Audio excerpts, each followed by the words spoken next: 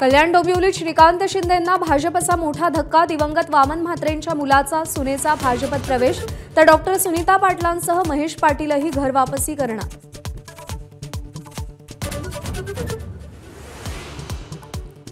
मालेगाव आणि छत्रपती संभाजीनगरमध्ये उद्धव ठाकरेंना मोठा धक्का।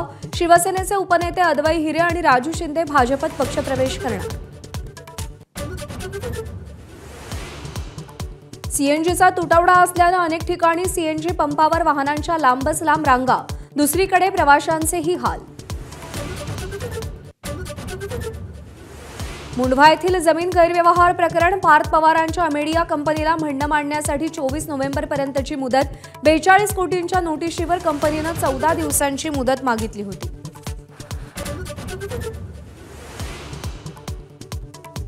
आरक्षित जागांची संख्या 50% जास्त झाल्यास निवडणुकाच रोखू, सुप्रीम कोर्टाचा कठोर इशारा।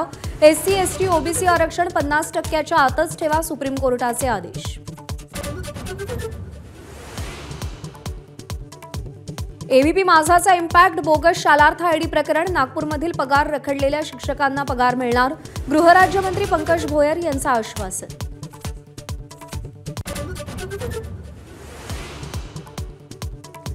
दिल्ली स्फोटाआधी दहशतवादी डॉक्टर उमरनं केलेला व्हिडिओ एबीपी माझाच्या हाती। व्हिडिओतून आत्मघाती हल्ल्याचं उमरकडून समर्थन।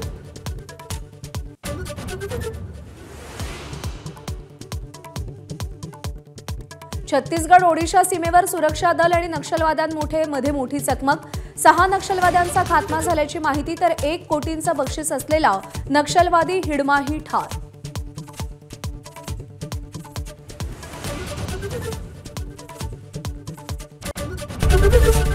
एबीपी माझा, उघडा डोळे बघा नीट।